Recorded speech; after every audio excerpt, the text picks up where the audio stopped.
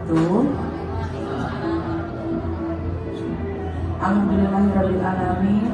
Hari ini di hari Jumat tanggal 27 Oktober 2023 kita semua dapat berkumpul di sini untuk mengikuti diseminasi penyebaran pemahaman dan penerapan pengalaman budaya positif oleh calon guru penggerak atas nama Bapak Wendo Rusen, CGP Angkatan ke-9 SDN Kebun Bawang 07. Pertama-tama marilah kita panjatkan puji dan syukur kita kehadiran Allah Subhanahu wa Ta'ala yang mana telah memberikan nikmat sehat kepada kita semua sehingga kita bisa melaksanakan kegiatan hari ini dengan keadaan sehat walafiat. Kemudian yang kedua, sholawat serta salam tidak lupa kita haturkan kepada junjungan kita Nabi besar Muhammad SAW yang kita nantikan syafaatnya di yaumil akhirati. Amin amin ya rabbal alamin. Bapak Ibu sekalian, sebelum kita mulai mengikuti pemaparan dari calon guru penggerak angkatan ke-9 yaitu Bapak Wendo Rusen, untuk yang pertama mohon berkenan Bapak Kepala Sekolah Bapak Sugeng untuk memberikan sepatah dua patah kata untuk memberikan semangat dan juga motivasi kepada pembicara kita hari ini yaitu Bapak Wendo Rusen. Kepada Pak Sugeng, waktu dan tempatnya saya persilakan.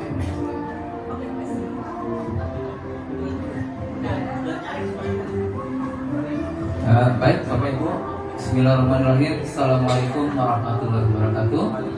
Salam sejahtera bagi kita semua, Bapak Ibu guru, Pak Wendo Rusen selaku calon penggerak yang berbahagia dan semuanya saja yang saya sambut satu-satu. Pada hari ini kita bersyukur bisa berkumpul kembali dalam rangka diseminasi penyebaran pemahaman dan penerapan pengalaman budaya positif oleh CGP kita, CGP dari Guru Kebun Bawang 07 Bapak Wendo Rusen. Tepuk tangan dulu dong buat kita semua. Semangat saya sampaikan kepada Pak Wendo Rusen dan juga kemarin ya sore hari saya telah menerima beberapa ajuan, tidak hanya Pak Wendo tapi juga ada Bu Lika, ada Pak Iqbal yang sudah jadi, kemudian kemarin ada Bu Hani, ada siapa lagi kemarin ya, Bu Emi, siapa lagi, satu lagi Pak Dika ya. Mereka kemarin mengajukan ke saya untuk menjadi guru penggerak. Sekali lagi tepuk tangan buat kita semua. Nah Bapak Ibu sekalian, CGP ini merupakan suatu proses yang lumayan agak panjang, 6 bulan Pak Endo ya, 6 bulan untuk mencapai guru penggerak. Dan ini dikabarkan untuk CGP Angkatan ke-9 ini merupakan sebelum dari Angkatan 11, artinya 2 angkatan ya. Setelah Angkatan 11 mungkin untuk BPGP Yogyakarta itu akan ditutup, kemudian mungkin akan didirikan BPGP Jakarta, DKI Jakarta. Oleh karena itu dengan penuh semangat kita sangat mendukung, kami sangat mendukung Bapak Ibu yang ingin mendaftarkan diri sebagai CGP Angkatan 11. Ya, mudah-mudahan program ini terus berjalan karena memang ini salah satu dari program Mas Nadiem Makarim. Dan mudah-mudahan oleh menteri berikutnya ketika nanti terjadi perubahan pimpinan di atas bisa melanjutkan ya, CGP ini menjadi suatu program yang berjenjang, artinya dilanjutkan oleh menteri seterusnya sesudahnya ya. Kita berharap begitu karena kalau memang menteri yang baru berganti haluan atau berganti program dan kita nggak tahu lah nasib CGP bagaimana ya, GP ini gimana. Tapi kita tetap semangat walaupun ini di penghujung daripada pemerintahan Pak Jokowi akhir ini.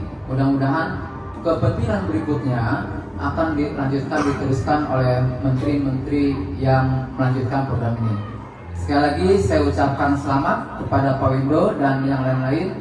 Mudah-mudahan lulus dengan nilai yang baik dan semuanya lulus menjadi guru penggerak, sehingga Kebun Bawang 07 dipenuhi oleh guru penggerak, semua kita bergerak, kepala sekolah bergerak, teknik bergerak, insya Allah menjadi sekolah yang maju. Ya, mungkin itu saja dapat saya sampaikan, kurang lebihnya mohon maaf. Billahi taufiq wal hidayah. Wassalamualaikum warahmatullahi wabarakatuh.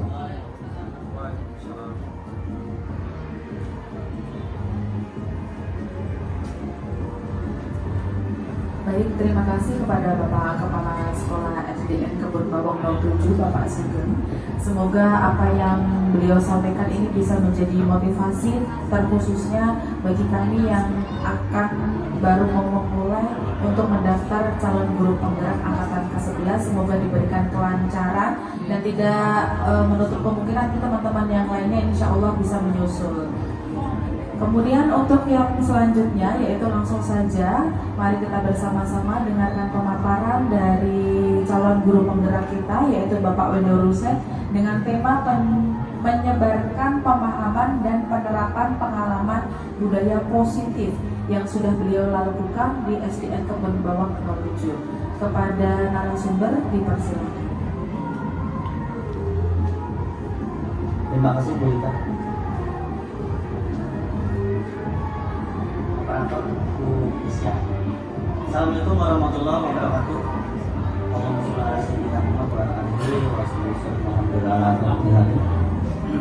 Bapak Ibu, hari ini saya akan memaparkan menyebarkan penerapan pengalaman budaya positif. Di sini saya untuk tugas dari CGP sendiri dan juga nanti akan diposting ke PMM, jadi sekaligus ya. Jadi ada dua, satu tugas untuk CGP dan juga untuk uploadan di PMM. Nah, hari ini saya hanya berbagi berbagi sesuatu ilmu yang saya sendiri pun sebenarnya juga bukan siapa-siapa ya. Jadi kita sama-sama belajar. Oke, terima kasih, kita mulai. Bu Is, apa sih sebenarnya? Nah, jadi konsepnya budaya positif itu ada beberapa, ada salah satu perubahan paradigma belajar, terus disiplin positif, nilai-nilai kebajikan universal, kebutuhan dasar manusia, motivasi perilaku manusia, posisi kontrol guru, keyakinan kelas dan segitiga restitusi. Nanti saya akan saya paparkan, saya akan jelaskan satu persatu. Ya.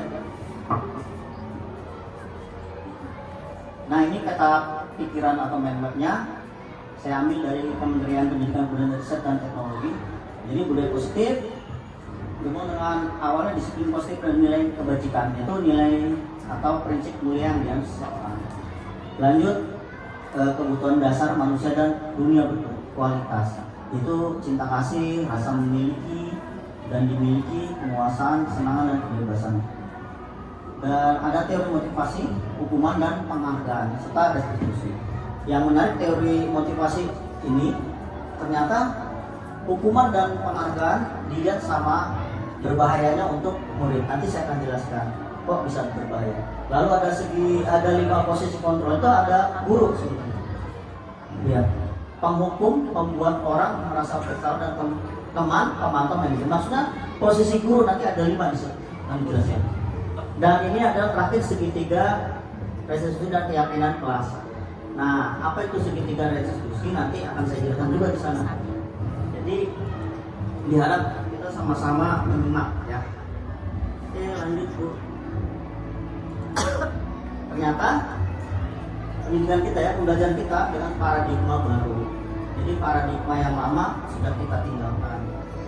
Apa sih paradigma baru itu?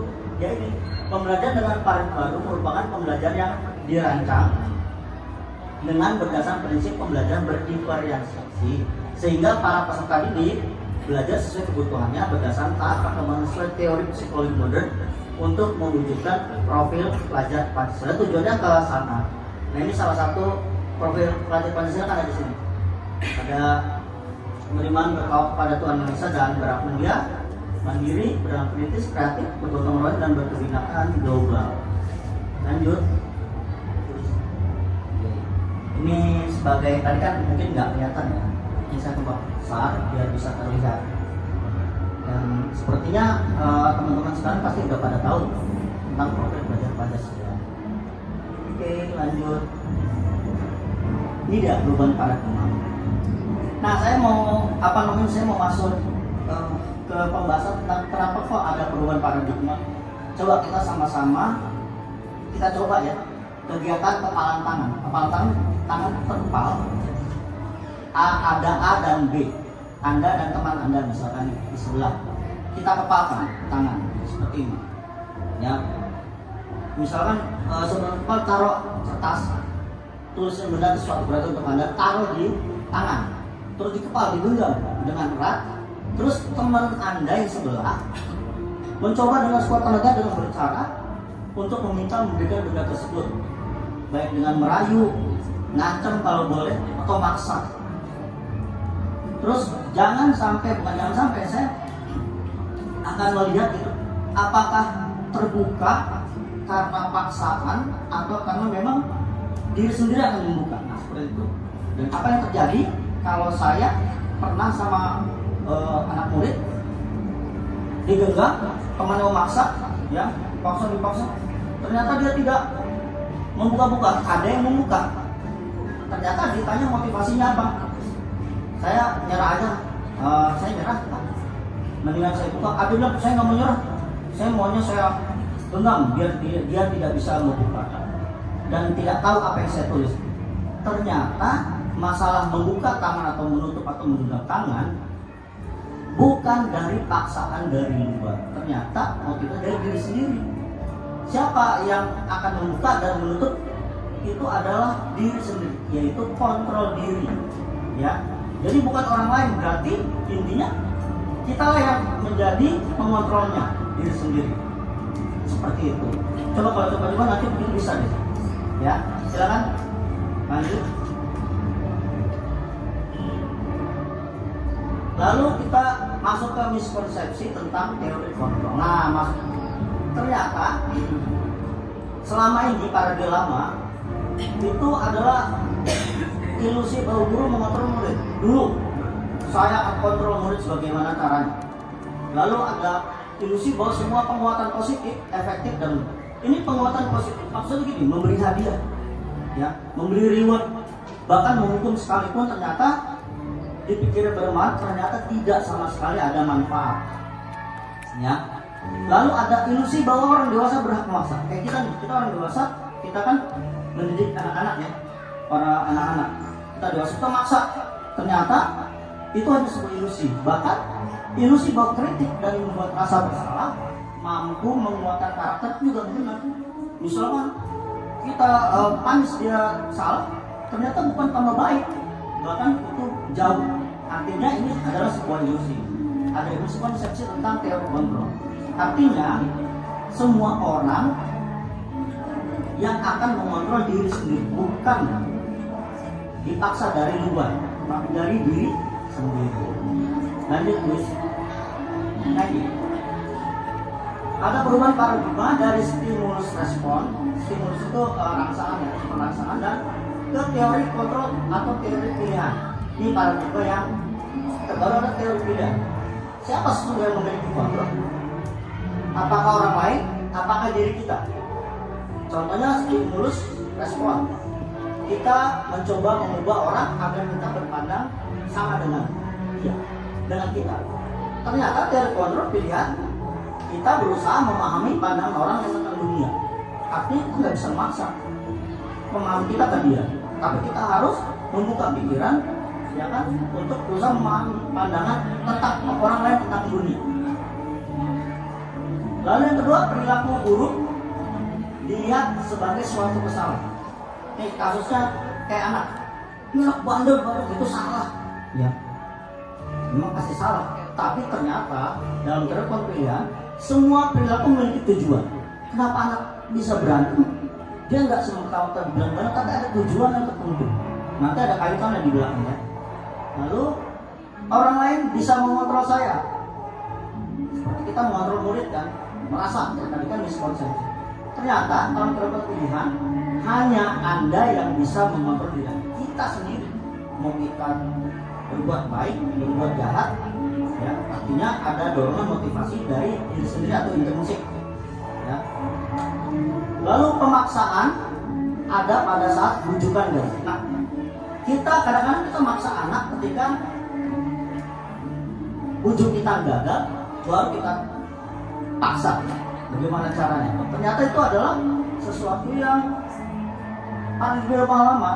Sedangkan teori pilihan menyatakan kolaborasi dan konsensus menciptakan pilihan-pilihan. Konsensus itu apa? Ada kesepakatan bersama. Kolaborasi. Nah ini mas profil pelajar Pancasila konsensus, ya. Itu ada namanya kolaborasi atau gotong royong. Itu teori yang saat ini nyaman ya di dalam paradigma baru. Lalu ada yang terakhir model berpikir menang kalah. Saya menang situ kalah atau situ kalah saya menang. Ternyata dalam teori pilihan harus berpikir menang-menang atau win-win solution. Saya ingat waktu Amerika itu kalah sama Vietnam ya tahun 74 ya 5 tahun perang. Terus tiba-tiba ketika dia udah mengakui kalah, presiden yang terbaru nanti kan langsung bekerjasama dengan Vietnam. Padahal sebenarnya untuk apa orang kalah? Tapi dia berpikir di sini bukan masalah menang kalah, tetapi kalau pertempuran itu di medan betul-betul lapangan, sekarang medan pertempuran kita bawa ke faktor ekonomi. Nah pikiran kan menang-menang, akhirnya bekerjasama dengan ekonomi dan terlihat Amerika akhirnya bagus baik dengan memutus hal itu. Itu adalah model berpikir menang-menang. Jangan menang sendiri tapi kita sama-sama menang, sama-sama enak. Itu ya Bu. Lanjut.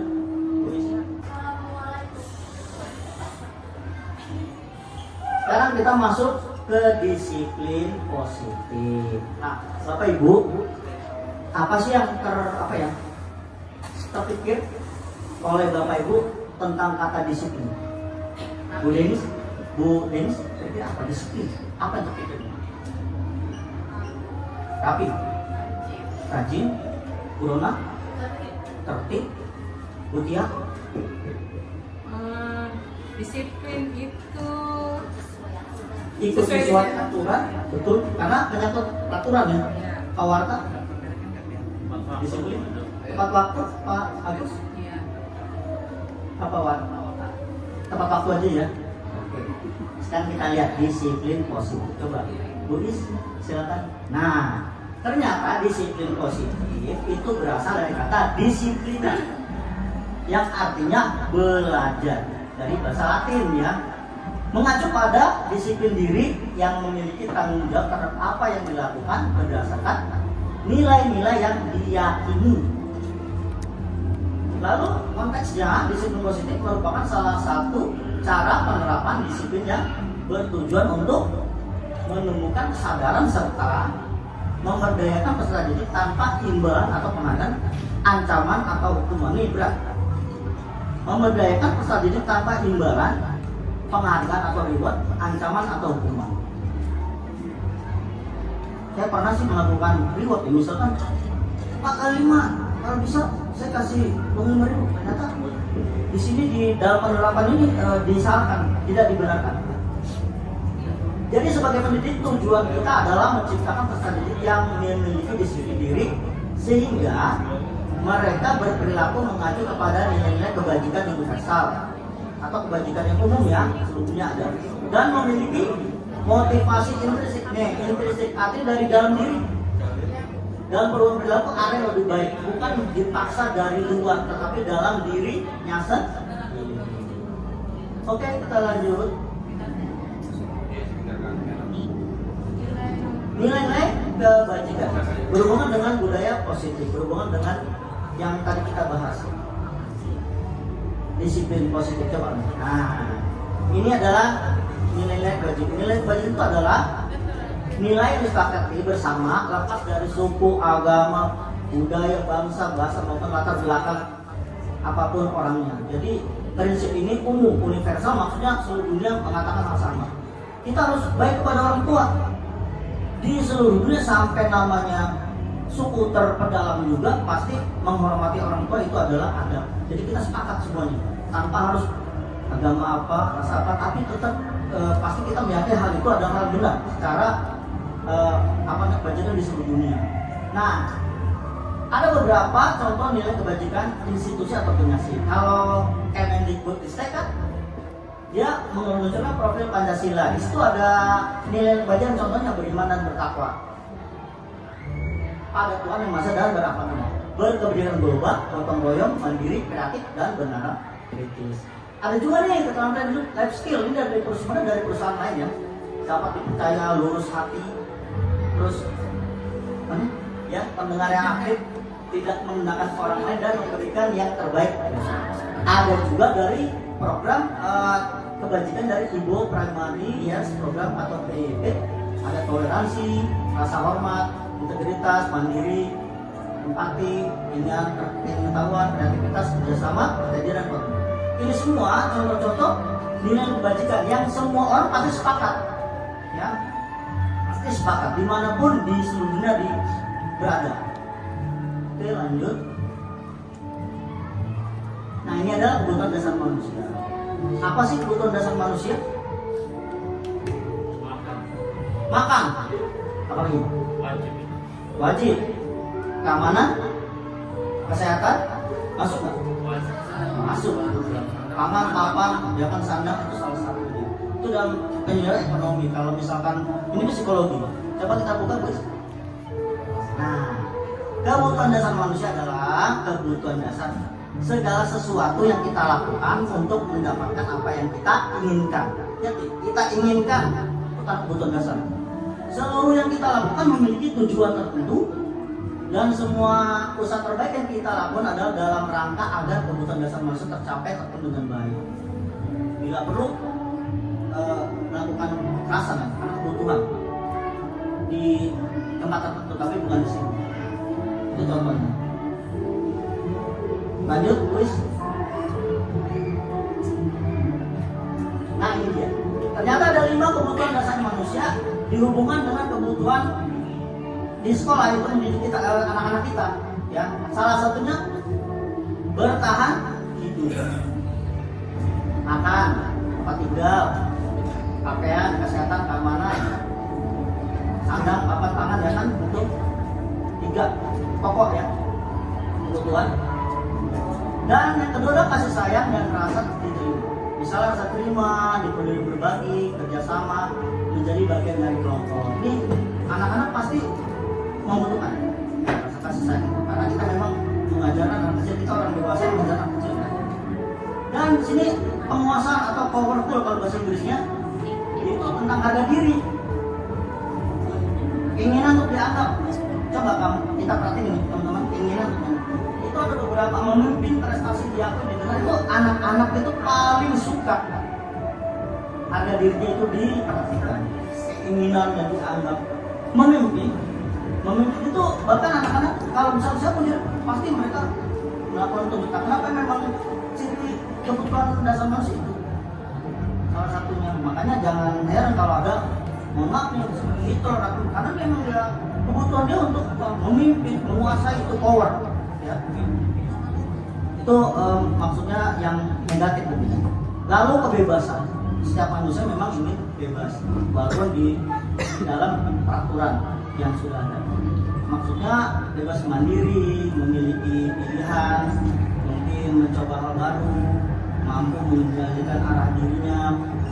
Itulah sifat-sifat yang manusia punya, salah satunya anak-anak didik kita. Lalu kesenangan, nah jangankan anak-anak, orang dewasa pun ada kesenangan. Itu ada bermain, ada humor, antusias, tertawa. Bahkan pas diteliti ketika ada anak yang bukan yang mulia, misalkan dia ngumpetin pulpen itu dan temannya nyari itu udah termasuk apa? Dia ada humor, ada kesenangan dalam dirinya.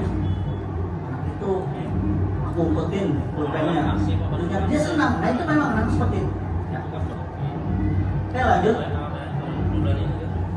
Ternyata motivasi perilaku manusia yang berhubungan dengan 5 kebutuhan manusia tersebut ada 2. Dari motivasinya ada ekstrinsik dan motivasi intrinsik.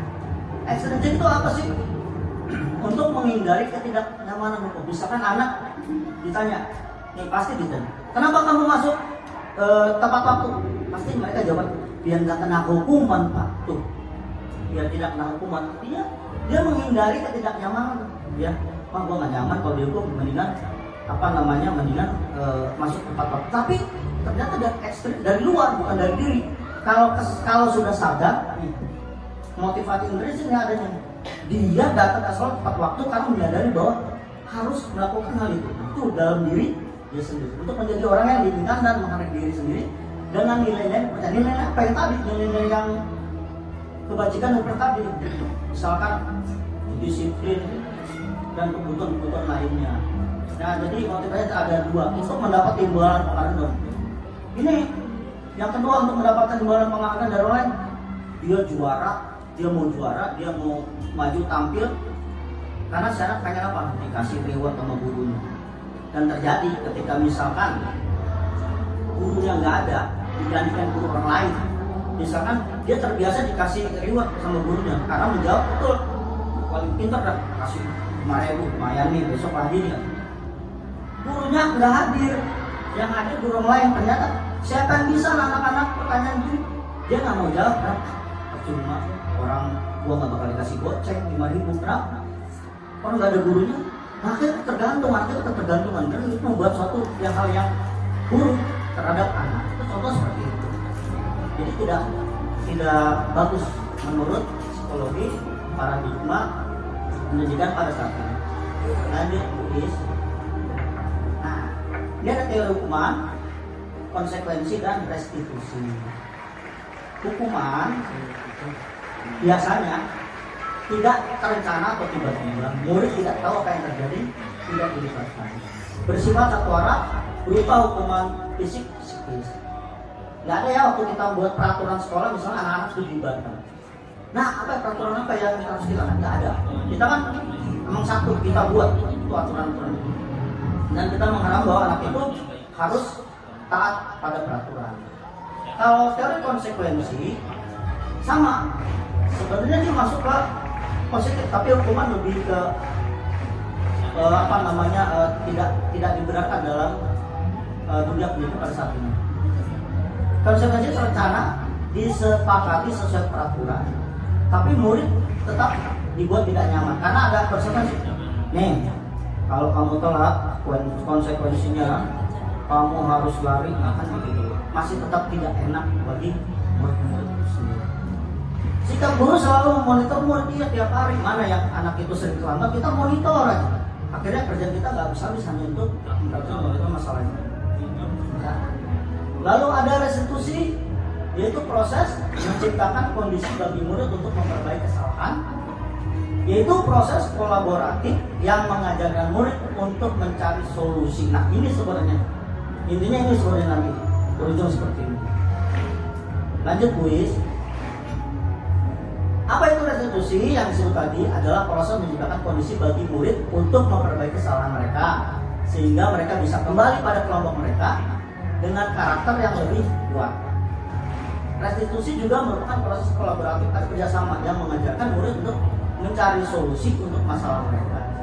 Kerjasama dengan siapa? Kerjasama dengan guru, dan membantu murid berpikir tentang orang seperti apa yang mereka ingin menjadi tujuan kuliah dan bagaimana mereka harus memperhatikan orang lain. Ini dari seorang pakar yang dosen tahun 2004 ya. Silakan tulis, tapi jangan diklik ya. Nah, ini dia. Ada dua, akan menjadi identitas gagal dan identitas sukses. Identitas gagal itu hukuman dan konsekuensi masih di tengah-tengah, ya. Sedangkan restitusi adalah bagian yang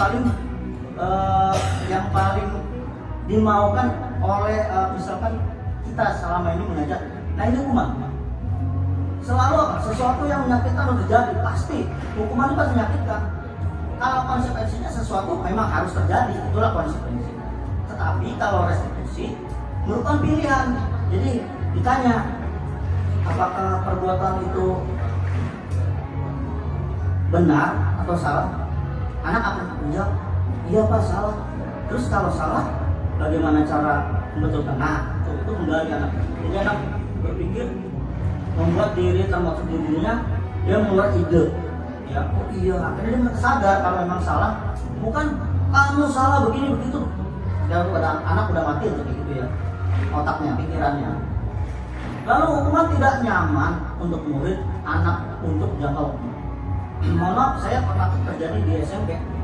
Saya terus terang aja, guru saya pernah jidotin saya ke dinding karena mungkin memang saya salah, saya nggak menyebut salahnya. Tapi akhirnya saya belajar tentang ini, apa penting kalau saya dijedotin? Karena saya kesakitan. Sampai sekarang saya ingat. Ya, ingatan itu akhirnya menjadi apa? Yang buruk gitu. Kalau jangka panjang kan tidak nyaman gitu. Jadi kalau melihat gurunya nggak mau, karena benci, nggak suka, ya kan? Nah itu. Lalu kalau konsepnya tidak nyaman untuk murid, tetap anak untuk jangka, dia pendek konsekuensinya. Hari itu juga mungkin dia nggak nyaman, besok nyantai. Lalu kalau restitusi justru menguatkan untuk murid anak dalam jangka waktu panjang. Jadi anak apa ya, diajarkan untuk mencari solusi dalam dirinya sendiri. Dan kalau terbawa sampai ke depan itu efeknya bagus. Kalau dia jadi guru, dia mungkin lebih bijaksana. Kalau dia jadi pemimpin, mungkin lebih bijaksana lagi. Itu yang diharapkan. Lalu ada korban. Kalau hukuman pasti ada korban. Kalau konsekuensi, korban bisa diabaikan. Apa yang dulu dah, ya kan? Nah kalau bisa restitusi, korban mendapat ganti. Restitusi dari bahasa Inggris itu kan mengganti sebenarnya. Atau undang-undang misalkan dia melanggar hukum, terus dengan melanggar maunya apa hukumannya? Oh ya udah hukumannya sosial aja, membantu orang miskin, kan ada tuh. Lalu murid anak tersakitin pada hukum, pasti tersakiti. Kalau konsekuensi murid anak dibuat tidak nyaman tetap. Ya. Sedangkan restitusi murid atau anak mendapat penguatan. Nah ini penguatan positif. Ya. Sedangkan hukuman di tingkat terjaga perilaku pasif agresif meninggal. Ya, penguatan kalau konsekuensi penguatannya bertahan dalam jangka waktu pendek. Kalau restitusi masalah terpecahkan. Ya, terpecahkan bagaimana? Langsung sudah dicari jalannya melalui dalam dirinya sendiri. Ini perilaku pasif agresif meningkat ini teman-teman kan tahu ya, ada kejadian guru di Celurit ya. Saya mikir apa anak tersebut kalau itu ternyata saya baca lagi anak itu tersinggung karena gurunya itu dia mau ujian belum bayaran ya. Jadi suruh bayar dulu. Terus rupanya guru itu mungkin nggak enak ngomongnya sama dia, dendam sakit hati. Nah itu cara sebenarnya dia pulang sakit hati gitu, celurit. Artinya nggak serta-merta anak itu main celurit aja, walaupun tindakan itu nggak dibenarkan. Saya juga nggak benar, cuma apa pemicunya? Ternyata gurunya sendiri yang membuat sakit hati. Ternyata dia latar belakang dia tiap malam nak jual nasi goreng bantu bapaknya. Belum sudah mungkin orang yang kategori bukan orang menengah atau menengah ke bawah. Artinya banyak beban anaknya. Tiba-tiba di sekolah seharusnya sekolah itu nyaman, memberi dia masukan yang positif. Gurunya malah berkata seperti itu. Akhirnya terjadi seperti itu. Ya, untuk ini saya juga, ini cuma sebuah kasus, saya bukan membela murid atau menyalahkan guru, tapi kan sudah terjadi seperti itu. Itu karena hukuman, ini adalah perkataan kita terhadap anak-anak kita. Lalu di dalam hukuman, sistem tidak akan berjalan bila murid takut. Sistem apa yang tidak berjalan? Misalkan, kalau tidak tepat waktu akan dihukum, misalkan lari 5 kali di lapangan. Situ yang murid kan takut. Murid ini ingin gue masuk. Nah sistem sebenarnya nakut-nakutin, bukan dia berjalan sebenarnya. Ya. Terus kalau konsekuensinya apa? Harus monitoring dan supervisi teman. Anak yang telat besok datangin gimana, monitoring. Habis pekerjaan kita gimana? Harus masalah anak yang satu yang kena hukum.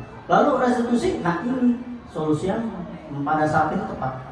Jadi murid belajar pertama-tama untuk perilaku. Saya jangan terlambat. Kalau terlambat, saya tidak mendapatkan ilmu. Terus harus bagaimana solusinya? Saya harus bangun pagi, minta tolong mama bangunin, atau misalnya pakai jam gue. Karena kan artinya anak itu menggali dirinya sendiri bagaimana caranya untuk bisa dia berbuat yang baik. Oke, lanjut. Lalu ada, nah ini dia, sama ya tadi. Nih, kita ambil peraturan adalah kamu harus. Nah, murid membenci peraturan. Iya, pasti membenci peraturan. Nah, konsekuensinya apa peraturannya? Mampukah kamu melakukan? Terima kasih. Terus murid anak menghormati, anak mohon peraturan masih netral ya. Lalu kalau yang restitusi, murid atau anak itu menghormati diri dan orang lain. Dia tidak akan berbuat salah dan bahkan dia tidak menyalahkan orang lain. Maksudnya positif restitusi. Kalau konsekuensi netral, sedangkan hukuman itu maksudnya ke negatif. Jadi pendidikan untuk bukan orang dewasa, untuk anak-anak itu memang diperlukan seperti itu. Kalau orang dewasa mungkin melakukan tindak kejahatan, hukum itu konsekuensi, itu maksudnya konsekuensi dan harus ketahuan untuk anak-anak bukan seperti itu dalam dunia pendidikan. Karena mereka bukan sakitan ya, karena mereka adalah objek kita dalam dunia pendidikan. Lalu ada lagi gitu, awas kalau dilakukan lagi ya, nanti awas kamu. Nah, kayaknya saya sering juga sih ya. Saya akhirnya tahu setelah belajar dari sini, oh iya saya juga pernah salah. Ternyata tidak benar. Tapi itu kan paradigma lama. Yang baru yang baru positif, apakah ini yang langsung income? Nah, ini ada pertanyaan-pertanyaan dalam restitusi. Nanti ada videonya. Kan ya, videonya nanti bisa tahu, kita sama-sama nanti lihat gimana sih restitusi harus dijalankan. Oke. Lanjut Bu Is. Nah, ini terakhir ya, disado dari Dilan Dosen Restitusi School Discipline. Ini teorinya udah tahun 1998. Kita baru sadar di 2021 kita yang namanya Merdeka Belajar dicanangkan 2021 ya. Dan orang di dunia lain sudah melakukan hal itu. Ya nggak apa-apa ketinggalan daripada tidak sama sekali. Dan mudah-mudahan kita bisa mengupgrade diri kita gitu, jadi guru yang benar-benar guru, bukan hanya guru sebagai profesional ya. Nah ini, itu yang menarik, dibuat guru, kalau hukuman dibuat guru menyakitkan, guru menjalin kosong dengan menyalahkan, mengkritik, menyindir, merendahkan. Coba konsekuensinya dibuat oleh guru anak nih, konsekuensi besar ya. Kalau restitusi dibuat oleh murid, kita sama sekali guru tidak melakukan hal itu. Terus kita memfasilitasinya ya gitu. Oke, kita kembali ke 5 posisi kontrol guru. Nah ini paling menarik nih, mau di posisi manakah kita? Ada 5, nanti pikir sendiri nih. Dan ternyata bukan hanya posisi kontrol guru, bukan hanya untuk kita sebagai guru, tapi untuk sebagai orang tua bisa nih di sini kita terapkan. Lanjut tulis. Oke, nah 5 posisinya yang tadi kita sebutkan hukum. Hukum pasti Bapak Ibu udah tahu nih. Kalau hukum kamu ciri-ciri gimana? Mata melotot, apalagi jutek, galak, ya kan, begini, pasti salah begitu. Terus ada pembuat merasa bersalah. Ini unik. Dia itu seperti ngomongnya datar, tapi kalau anak, bersalahnya minta ampun. Kamu sebenarnya sih begini, tapi kamu itu tetap aja membuat dia bersalah. Jadi anak ujung-ujung tetap salah. Lalu ada posisi yang ketiga, itu posisi kontrol guru yang teman, menjadi teman. Teman itu begini. Jadi kita memposisikan anak muda kayak teman. Kok kamu terlambat nak? Jangan kayak gitu. Kamu nanti begini ya Pak. Memang sih ada bagusnya kita merasa memposisikan teman. Cuma nanti anak itu bergantung pada kita. Pas dia terlambat, dia nyari kita, bukan nyari yang lain kan. Itu kan nggak benar. Terus sana nanti Pak Guru kasih tahu kamu benar. Itu kan posisi teman. Saya merasa pernah melakukan hal itu ya. Mungkin setiap guru pasti merasakan. Mungkin 5 kontrol itu mungkin bisa jadi kita semua melakukan hal itu, cuma kita nggak sadar. Ternyata teorinya ada ya. Nih, memantau, melihatin ada itu. Oh, jadi anak itu bersalah, dicek di segala macam, yang dipantau sama dia. Kalau pokoknya gitu. Jadi pemantau ya. Yang diharapkan setiap guru menjadi seorang manajer manajer bagi dirinya juga membuat manajer untuk anak didiknya sendiri, untuk memanage dia dan kita. Manajer dan ini manajernya paling tepat dan harus dilakukan setiap guru. Makanya untuk ini saya share biar kita semua seperti manajer, ya. Nah, udah mungkin itu udah gambarannya. Nanti kita buat lagi. Nah, ini contoh penerapan 5 posisi kontrol guru. Ini kasus misal murid terlambat masuk sekolah. Nah, ini yang sering diungkapkan oleh penghukum. Ayo kamu lari keliling lapangan 2 kali. Itu penghukum, ya. Lanjut, guys. Posisi kontrol yang lain. Nah, ini membuat merasa bersalah. Kata-katanya itu datar tapi menyelekit, ya. Berapa kali Bapak Ibu katakan kepadamu, tapi kamu tetap saja mengajar Bapak Ibu. Nah, itu anak merasanya bersalah, minta ampun, ya kan. Merasa benar-benar salah. Seperti itu. Nah, lanjut. Yang ketiga. Nah, ini yang saya ceritakan. Ayolah ikuti aturan sekolah. Tolong bantu Bapak Ibu, ya. Sekali ini saja dan sudah tidak apa-apa, dan jangan kau. Ini posisi teman. Memang pada saat kita dengan murid berinteraksi, ya, kita memang seperti teman. Tapi ketika memang melihat sesuatu dia ada bukan kesalahan, ada suatu maka kita tidak boleh melakukan gaya seperti ini, karena sebenarnya kita nggak masalah, cuma anak itu nanti ketergantungan kepada kita. Lanjut. Nah, ini dia pemantau. Kamu sudah melanggar peraturan sekolah, kamu tahu konsekuensinya. Nah, setelah ini kamu harus membuat surat perjanjian agar tidak terlambat dan tidak mengulangi kembali. Itu pemantau, ya, pemantau. Lanjut, guys. Nah, ini adalah yang diharapkan. Setiap guru harus menjadi manajer. Apakah kamu tahu kesalahanmu? Nah, anak jawab, ya Pak. Kira-kira kamu sudah melanggar keyakinan kelas mana? Nah, ini, ya. Bagaimana kamu kesalahanmu? Ini seorang manajer seperti itu. Kayak di pabrik, manajer juga nggak langsung dimarah-marah, tapi kan seperti ini. Nah, diharapkan posisi manajer ini ada di dalam diri kita semua sebagai seorang guru, karena memang tepat, sudah tepat, ya. Oke, lanjut, yes. Sekarang saya mengadakan kuis, ya. Kuis jangan klik, ya. Saya pengen tahu nih, Bu Rona, kalau ada saya kecewa sekali lagi dengan kamu, itu posisinya 5 posisi yang mana?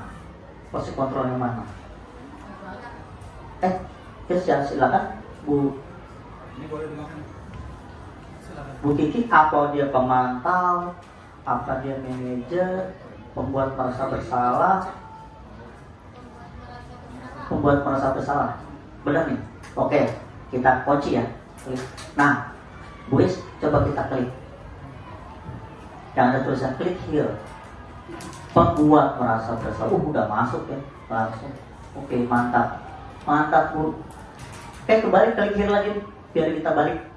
Dia akan balik. Nah, Pak Dika, kalau ada gurunya kamu tidak benar melakukannya, posisi apa sih? Pemantau, penghukum, ya, apa teman, pembuat merasa bersalah, manajer, penghukum. Oke, Bu, ngejudge, ya. Push, ya benar. Coba kita klik here. Nah, benar, penghukum. Pintar. Ya, Bu, saya nanya, balik. Oh, oke. Mohon maaf. Ya. Bu Lika, kira-kira kalau gurunya apa rencanamu untuk menyelesaikan masalah ini? Kira-kira posisi kontrol yang mana tuh guru? Apakah manajer? Apakah pemarah? Ya, penghukum? Yang mana kira-kira? Manajer. Oke, klik. Yes, manajer. Jadi intinya seperti kita ngerti, ya, sebenarnya. Nah, ya kan, balik. Nah, ini Bu Is, ayolah lakukan di Bapak Ibu, ya. Itu biasanya posisi yang mana? Teman, coba kita klik here. Benar. Kayaknya udah langsung masuk, ya, diseminasi. Oke, balik. Kamu tidak pernah mendapat nilai jika tidak melakukan tugas. Itu antar pengumuman pemantau, ya. kayaknya nih, coba kita klik pemantau. Ih, pinter banget Bu. Ya. Nah itu ya, itu 5 posisi, 5 kontrol yang memang ternyata di guru itu ada. Sadar tidak sadar kita pernah melakukan semuanya. Kadang kita menjadi manajer, kadang kita menjadi pemantau, kadang kita jadi pembuat merasa bersalah, teman, bahkan kita penghukum. Kalau penghukum biasanya ketika kita udah nggak kuat lagi sama anak, pasti biasanya bawaannya spaning langsung kita ya. Tapi ternyata kita harus lebih sabar, ternyata belajar sabar ya, karena memang paradigmanya sudah baru dalam dunia pendidikan. Yang zaman dulu harus dijedotin tuh anak yang nggak perlu ya, sekarang bukan dijedotin tapi kan dibangkitkan motivasinya harus seperti itu ya. Lanjut. Nah ini dia keyakinan kelas. Ketika kita menjadi manajer, kita kan tahu tuh anak itu bersalah, pasti dia melakukan kesalahan, keyakinan yang mana yang dibuat salah. Jadi rupanya sekarang itu peraturan kelas itu bukan sudah tidak ada, menjadi keyakinan kelas. Jadi nanti teman-teman kalau di kelasnya jangan peraturan kelas ya, tapi keyakinan kelas. Kalau peraturan itu sama aja kayak suatu yang hukum dari juga anak. Jadi ya harus peraturan udah gitu. Kalau keyakinan kelas ini kan awalnya dari anak-anak tersebut yang kita di kelas masing-masing kita buat gitu. Jadi kan bukan guru, mereka yang buat ya. Kalau memang gak yakin ya sudah gitu kan maksudnya. Coba lanjut terus. Nah, ada pertanyaan, mengapa keyakinan kelas? Mengapa bukan peraturan kelas atau sepakat kelas? Memang udah zamannya harus sudah berubah. Paradigma lama harus kita bukan singkirkan, kita pelajari tapi untuk mengubah di masa depan. Coba Bu, nah, pembentukan keyakinan kelas sama kayak kemarin pembentukan peraturan kelas atau keyakinan bersifat abstrak, maksudnya bukan gak jelas tapi tidak ada atur baku, jadi silakan aja. Terus berupa pernyataan universal, maksudnya yang tadi kebajikan universal. Misalkan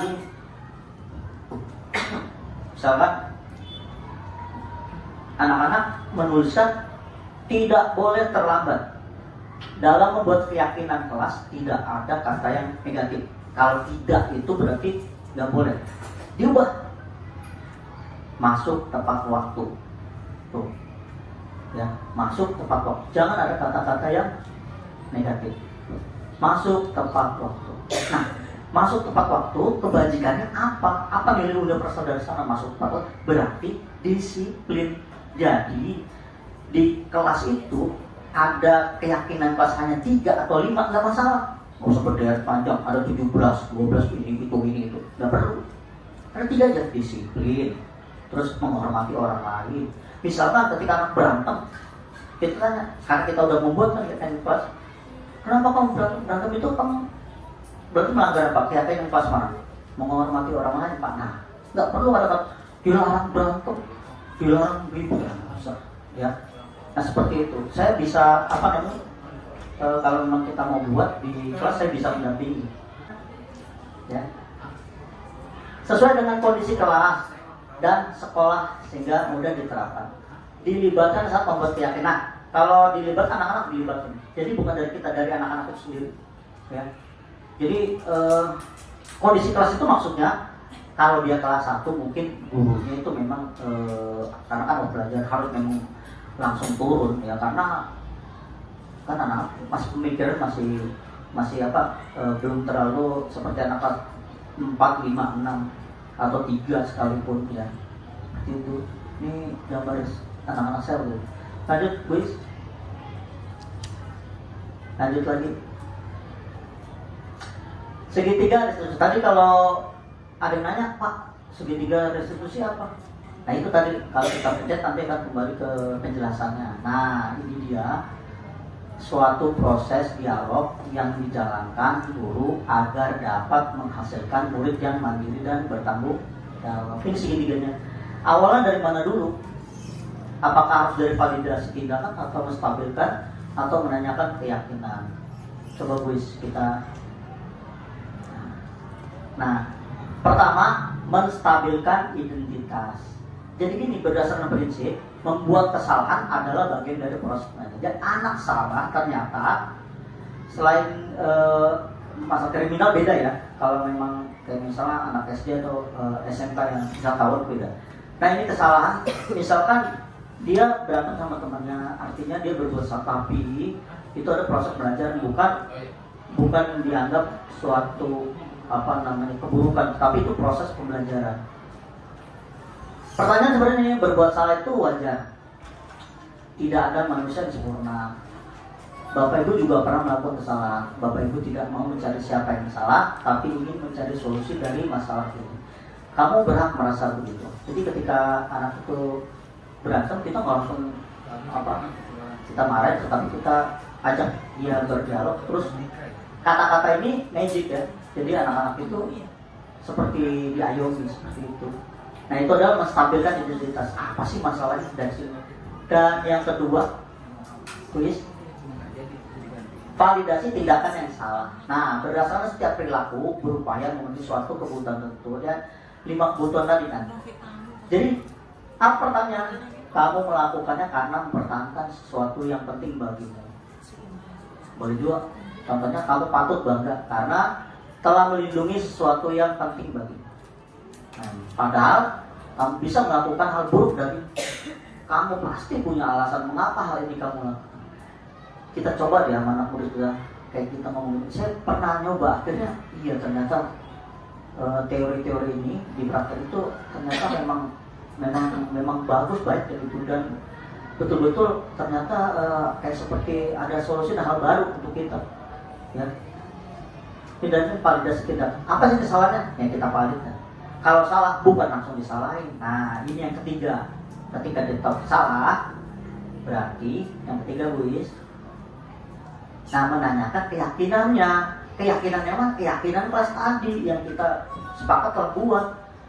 Berdasarkan prinsip teori kontrol bahwa pada dasarnya kita termotivasi secara intrinsik. Kita ya termotivasi secara intrinsik. Pada dasarnya dalam diri kita ada dorongan dari dalam diri, bukan dari paksaan orang lain. Yang teori yang tadi menggenggam tangan kan kita yang mengontrol kita sendiri, bukan orang lain, walaupun orang maksa ya. Pertanyaannya, apa keyakinan kelas kita? Tanya, iya Pak, saya kan terlambat, jadi saya melanggar keyakinan kedisiplinan tuh, itu salah satunya. Nah dia sendiri udah menjawab dengan keyakinan dia buat. Lalu pertanyaan lagi nilai-nilai apa yang kita sepakati bersama? Nanti dia ngomong tuh kalau kita buat nilai kesepakatan keyakinan pas itu ada 5, kita disebutin sama dia. Dan salah satunya pasti karena dia salah, dia ada salah satu yang di sana keyakinan yang dia langgar. Nah, terus kita tanya seperti apa sih gambaran kelasnya di dalam kamu? Nah, anak itu berpikir, ya kalau memang anak itu tidak bisa berpikir secara luas, kita pertanyaan yang lain. Tadi hanya secara umum. Kita lihat kondisi anak dulu sama kayak Saputra. Saya nggak mungkin ada seperti ini, yang ada saya tinggal dulu deh. Ya.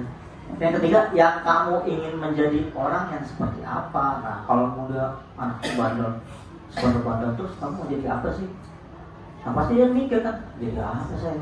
Nah itu jadi membuat tergerak dalam dirinya menjawab, bahkan nanti akan menjadi solusi masalah dia. Jadi kita hanya mengulik-ulik aja, memantik, ya. Seperti itu tahapan segitiga restitusi. Lanjut, Buddhis. Ini saya contoh ketika penerapan segitiga restitusi. Jadi dapat tugas, lalu saya buat skenario, dan seperti itu mah nggak ada suara. Saya ulang lagi. Berbuat salah adalah mudah, tapi seharusnya kamu belajar dari kesalahan yang lalu. Kamu juga pernah salah. Apakah setelah mengerjakan PR, kamu harus taruh di dalam tas? Dia ini suka lupa bawa buku PR, ini masalahnya. Sekali tertinggal buku PR, apakah sebenarnya kamu mengerjakan PR atau tidak? Apa hanya alasan saja? Tidak, Pak, sebelum mengerjakan PR, tapi seperti alasan salah. berbuat salah adalah menyerah. Tapi seharusnya kamu belajar dari kesalahan yang lalu. Kamu juga pernah salah. Apakah setelah mengerjakan PR kamu harus taruh di dalam tas? Nah, lain kali jangan lupa setelah mengerjakan PR langsung ditaruh di dalam tas agar tidak terlupa. Nah, buku tinggal menurut kamu sudah melanggar kesepakatan atau keyakinan? Nah, sudah melanggar keyakinan apa? Dia bilang disiplin, Pak. Gimana caranya tidak melanggar keyakinan kelas karena tidak buku karena Saya harus ingat untuk menaruh buku PS setelah mengerjakan PS. Bila perlu saya memeriksa lagi tas saya agar yakin tidak ada yang tertinggal. nah, itu buat mantap. Nah, artinya si murid saya dia sendiri pas saya tanya gimana caranya kalau misalkan dia dapat dengan buku PS, dia akhirnya mengeluarkan pendapat dia. Dia akhirnya solusi itu ada di diri dia, bukan di mana-mana. Bukan saya harus langsung ngomong begini, itu nggak ada solusi ya. Nah, seperti itulah contoh dari penerapan segitiga restitusi. Kalau nanti teman-teman misalkan kawan-kawan ada misalnya kita coba-coba nggak apa-apa, nanti saya mendampingi ya kan, yang namanya kerjasama ya. Oke, lanjut. Ini penutup. Dalam menerapkan program disiplin positif, hendaknya guru memiliki standar kepribadian profesional dan sosial yang baik, di mana guru dapat mampu merefleksikan dirinya dan posisi kontrol saat ini. Bagaimana perjalanan diri sebagai among atau manajer yang menuntun murid-muridnya menjadi insan yang mandiri, merdeka, dan bertanggung jawab. Ini standar nasional pendidikan ya, masuk ke dalam pribadi profesional pedagogik ya, seperti itu. Oke, mungkin itu saja dari paparan dari saya. Untuk selanjutnya yang menutup MC.